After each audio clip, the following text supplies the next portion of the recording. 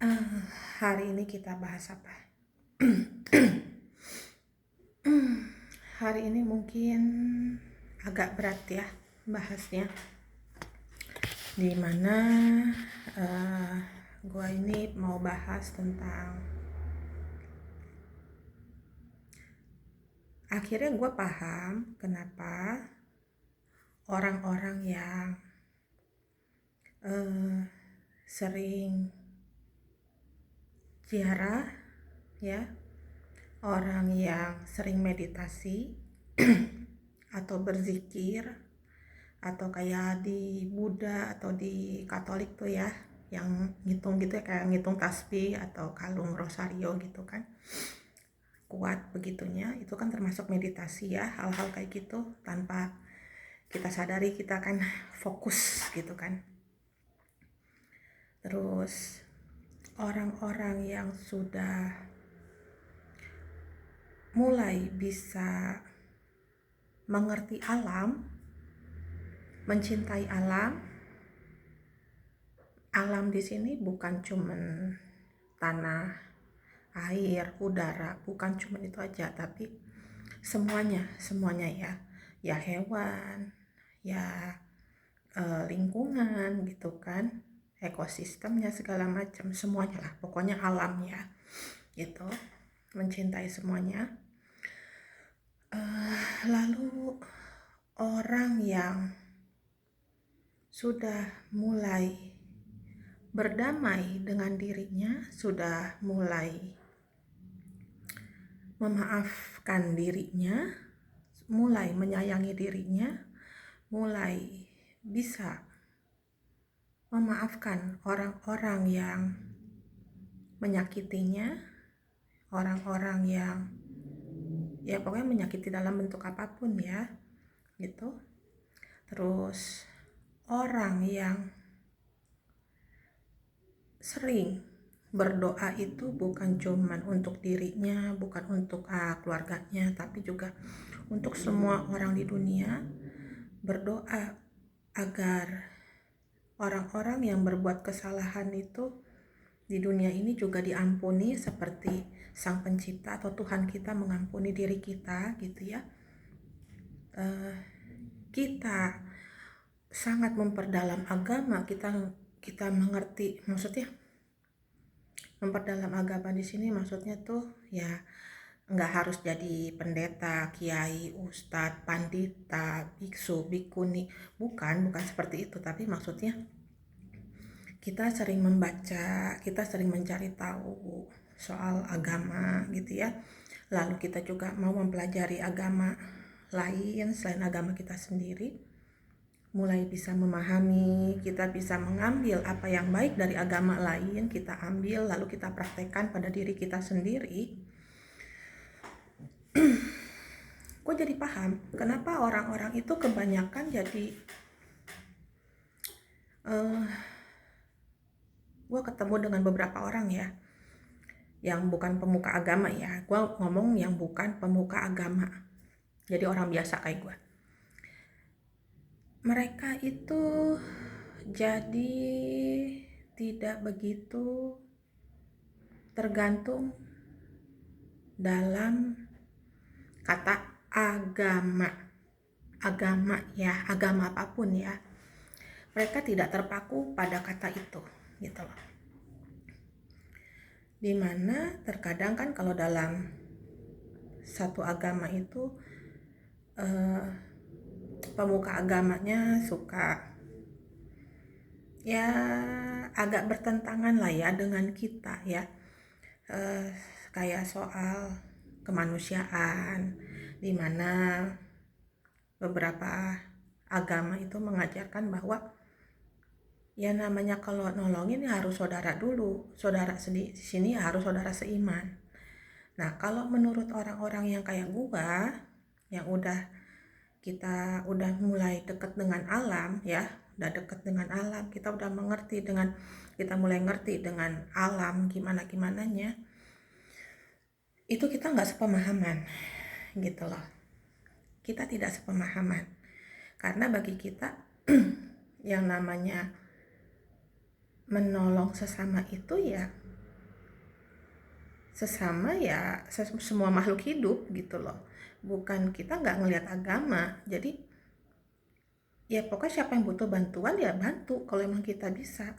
Apapun bentuk bantuannya, kalau kita bisa bantu, kita bisa tolong, ya tolong, kita bantu. Nggak usah tanya, nggak usah lihat dia itu apakah itu alien, apakah itu hewan, apakah itu tanaman gitu kan, apakah itu manusia juga gitu loh, apakah dia musuh kita, apakah dia teman kita, apakah dia saudara kita, apakah dia bukan keluarga kita, apakah dia satu suku sama kita atau bukan. Kita nggak ngelihat kayak begitu. Kalau orang-orang ya udah mulai dekat dengan alam, kita tidak bisa lagi dibentengi oleh agama, karena kita mencakupnya dunia gitu loh, alam semesta. Jadi semua yang di alam semesta ini kita saudara, kita keluarga, kita harus saling bantu, saling bahu membahu, kita harus saling menjaga, kita harus saling melindungi, kita harus tahu batasan kita sebagai makhluk ciptaan, seberapa kemampuan kita, ya kan?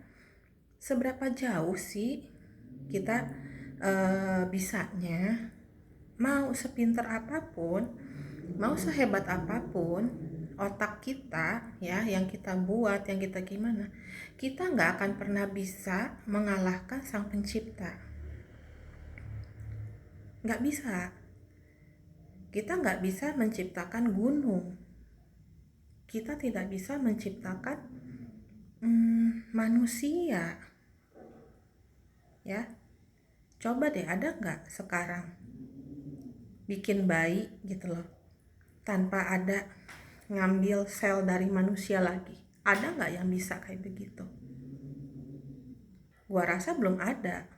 Kalau emang lu bisa kayak gitu ya lu hebat gitu loh, gua ngacungin jempol. Kalau lu tanpa harus menggunakan sesuatu yang dari manusia atau hewan lagi gitu ya, misalnya ya lu ngambil dari apa gitu ya, yang nggak ada di dunia ini, lu kreatin, lu bikin jadi manusia gitu ya, lu hebat gitu loh. Tapi selama lu masih bisa ngambil dari alam, apa yang ada di alam, lu ciptain ulang, lu ciptain lagi, lu hanya menduplikat aja gitu loh. Lu hanya mencontoh aja, nyontek doang gitu kan. Lalu sehebat-hebatnya iblis, kalau buat orang-orang kayak gua gitu ya, yang kita udah benar-benar sangat percaya, yakin, walaupun saat melawan iblis itu kita kalah ya, kita tahu kita bakal kalah, tapi kita punya keyakinan bahwa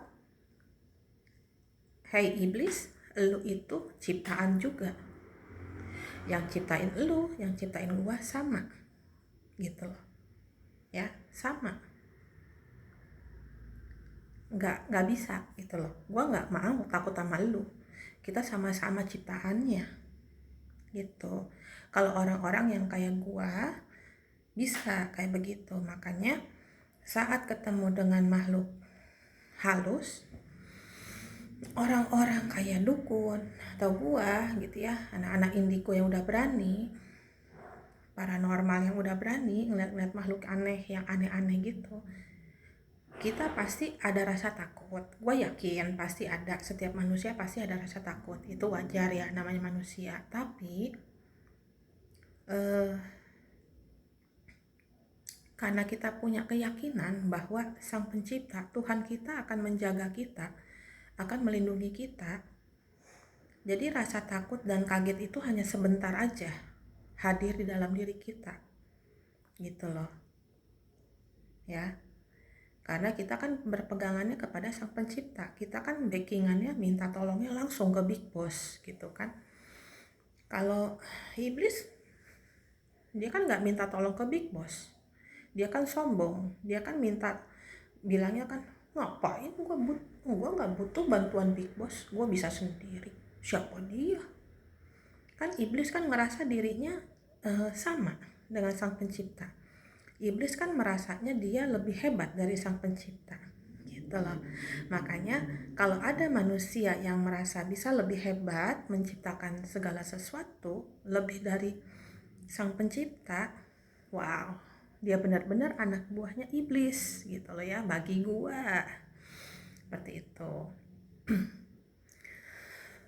Lalu orang-orang yang kayak gue ini, gue juga mulai pahamin, oh kenapa kita sering suka bentrok dengan beberapa hal pemikiran, khususnya gue pribadi lah ya. Gue pribadi ini sering bertentangan, tidak sependapat dengan para pemuka agama ya. Tidak semua hal, tidak semua hal, tidak semua hal. Ada beberapa yang gue tidak suka atau gue tidak sependapat, tidak sepemahaman dengan para ahli agama.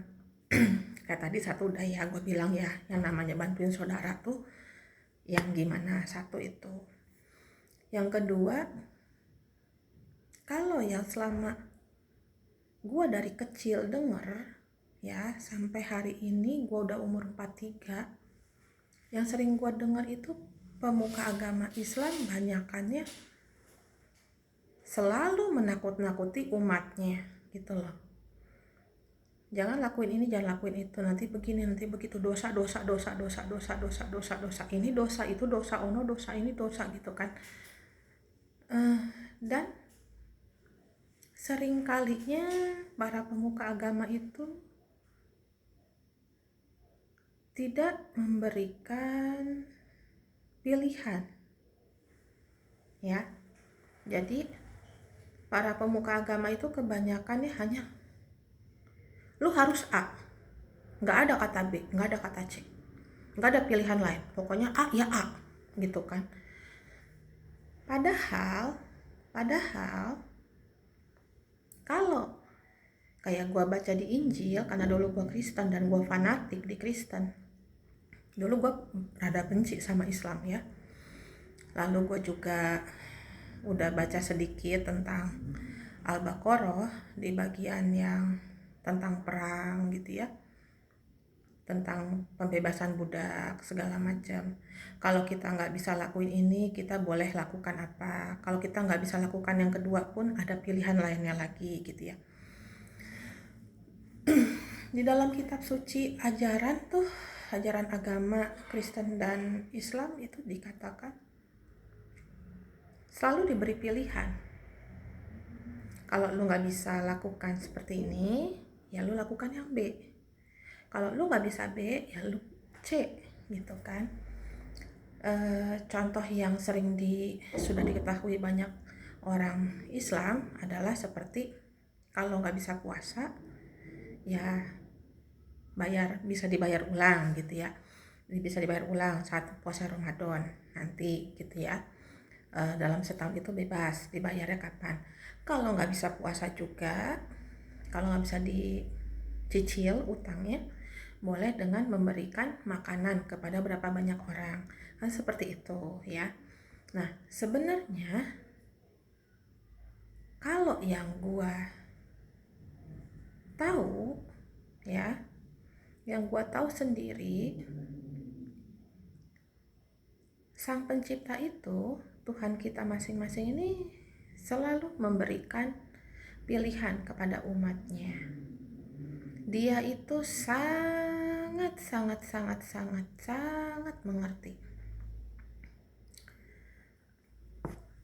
Sang pencipta atau Tuhan kita ini selalu melihat awal, pertengahan, dan akhir. Jadi Allah itu selalu melihat,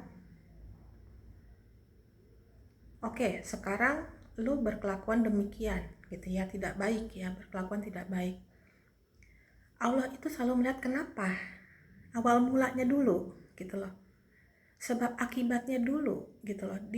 Sebabnya begini, karena dia diginiin, digituin, bla bla bla bla, akhirnya dia berubah jadi kayak gini. Lalu nanti Allah akan coba dia Coba apakah manusia ini bisa berubah atau tidak? Walaupun sang pencipta itu udah tahu nanti ujungnya nih orang bakal gimana, pastinya ya udah tahu. Tapi ya itu tadi, dimana nanti kita sepanjang hidup kita ini kita dikasih ujian, dibilangnya ya, dikasih tes, dikasih kesedihan, dikasih kesenangan, dikasih kebingungan, rasa panik, kecewa, sakit hati, benci, dan segala macam rasa lah ya, itu dikasih sama Allah. Nah, di sini Allah cuma pengen lihat dari semua yang lo alamin dalam perjalanan hidup lo bisa ngambil hikmahnya enggak? Lo bisa ngerti nggak maksud gua, tujuan gua bikin lu ngalamin semua ini gitu loh. Kalau lu nggak bisa pahamin, kalau lu nggak bisa ngambil maknanya, ya artinya lu gagal ujian, ya nggak akan dapat hadiah dong gitu kan. Nah, kalau kita ngerti, kita paham, kita mau merubah diri kita mau memperbaiki diri kita berhenti menyalahkan sang pencipta, kita berhenti menyalahkan Tuhan, kita mulai mengikhlaskan apa yang sudah terjadi pada diri kita serahkan lagi kepada Tuhan ya, kita berpasrah kepadanya, kita mulai pelan-pelan melepaskan rasa dendam, sakit hati. Gue tahu melepaskan dendam, sakit hati itu nggak bisa dalam waktu sebentar ya. Puluhan tahun pun ada yang kita nggak bisa lupakan. Ada sakit hati yang bisa kita maafkan, tapi ada yang tidak bisa ya gitu. Itu wajar, sebagai manusia wajar lah seperti itu aja. Tapi Tuhan itu, Allah itu pengen lihat kita bisa memahami nggak gitu loh, perjalanan hidup lu itu kenapa bisa kayak begini. Jangan cuman bertanya kenapa hidup saya gini, kenapa saya begitu, kenapa saya dilahirkan, kenapa saya diperlakukan demikian, kenapa saya selalu disakitin, kenapa saya selalu dikecewain, kenapa saya selalu begini selalu begitu. Marah-marah ke Tuhan kayak pantau. Ini gua yang dulu ya. Ini gua yang dulu nih. Nah, tapi dengan bertambahnya umur, bertambah banyaknya pengalaman, ketemu banyak orang, dari yang manusia bilang ahli neraka sampai ahli surga, gue pernah ketemu dengan orang-orang itu, ngobrol dengan orang-orang itu. Terus gue juga mulai bisa memahami kenapa gue yang dipilih, kenapa gue yang begini begitu segala macam, apa tugas gue, kenapa gue dilahirkan segala macam. Itu ketemu gitu loh, ketemu jawabannya. Selama kita mau mencari, jangan cuma bertanya, kita berusaha mencari. Orang nggak percaya reinkarnasi, orang nggak percaya karma, oke, nggak percaya reinkarnasi it's okay, masih mending. Tapi kalau nggak percaya karma itu emang bahasa Hindu dan Buddha ya adanya. Tapi kan kalau di Kristen dibilangnya sebab akibat, ya kan, tabur tuai. Di Islam juga kan sebabnya kan dibilangnya sebab akibat. Ya sama aja, karena karma itu juga ada karma baik, karma buruk. Gitu kan hasil, ya dulu kita digimanain jadinya begini gitu kan. Kita berbuat baik dapatnya baik, kita berbuat buruk dapatnya buruk gitu kan. Kita dulu diperlakukan baik ya makanya akan jadinya baik. Kita sering dikasarin akhirnya jadi kasar kan, kayak gitu. Semuanya tuh sama aja, cuman perbedaan aja kata. Ini yang sering disalahpahamin dan sering diperdebatkan oleh banyak ulama. Ini kan hanya masalah kata doang ya gitu kan.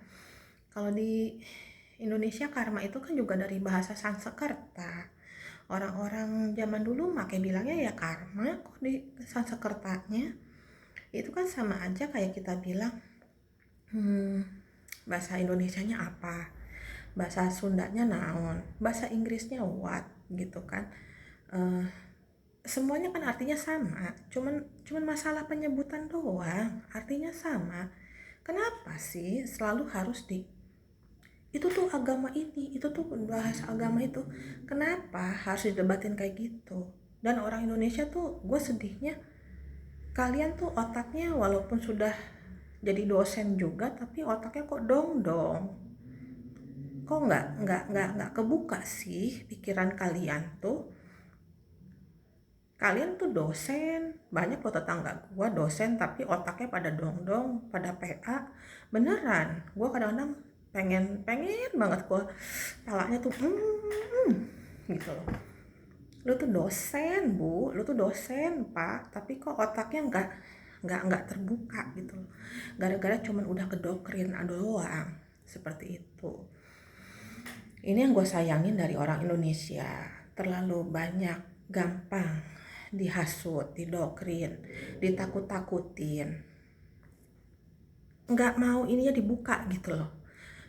Terlalu banyak orang Indonesia itu yang, gue nggak bilang orang di desa ya, ada orang-orang yang di desa juga yang sekolahnya nggak terlalu tinggi tapi mereka bisa terbuka pikirannya, mereka bisa nalar, logikanya bisa jalan gitu loh. Tapi ada juga orang-orang kota yang tadi gue bilang, dia dosen, dia S2, tapi ininya nggak kebuka karena udah kedoktrin gitu loh. Itu repotnya. Jadi sedihnya di situ sih gue. Kalau mau bahas kayak gini tuh sebenarnya panjang ya, gue tuh pengen banget ngejelasin banyak hal, tapi kan terkadang gue mikir, gue ini siapa? Gue ini hanya berdasarkan pengalaman gue doang. Gue ini hanya berdasarkan apa yang gue udah alamin, gue rasakan, gue jalanin. Gue bukan ahli agama, gue bukan orang yang punya titel S1 gitu kan, S2, S3. Ya gue S3 sih emang, SD, SMP, SMA ya, S3 emang gue. Tapi maksudnya gimana ya, kalau gue panjangin lagi ini bakalan jadi ribet gitu loh. Karena banyak orang yang mungkin yang gue jelasin ini juga kalian gak akan paham. Mungkin yang gue jelaskan ini hanya beberapa orang aja yang mengerti, yang paham. Seperti itu. Jadinya ya kalau kalian mau nanya ke gue, silahkan. Kalian bisa DM di TikToknya gue, atau kalian bisa tulis gitu ya, komen kalian gitu kan, gimana, nanya. Kalau mau lebih dalam lagi boleh, nanti kita ngobrol secara pribadi lagi, apa pendapat kita gimana, it's okay lah gitu loh. Tapi jujur gue bukan orang yang paham agama ya, gue bukan orang yang ahli agama. Gue ini kan cuma seorang babu yang nggak tahu apa-apa, yang pengetahuannya juga nggak banyak, nggak luas. Tapi gue punya pemikiran, penilaian sendiri, gue punya sudut pandang sendiri dalam banyak hal di hidup ini. Ya namanya juga pemikiran dan sudut pandang orang bodoh ya. Gue kan bukan orang-orang yang pintar yang gimana, gue juga bukan orang yang bijak-bijak amat gitu loh. Ya semoga gue udahin dulu ya, karena gue gak mau terlalu jadi ngerembet kemana-mana. Ini gue cuma sebagian kecil aja dari isi hati gue keluarin. Oke? Bye-bye.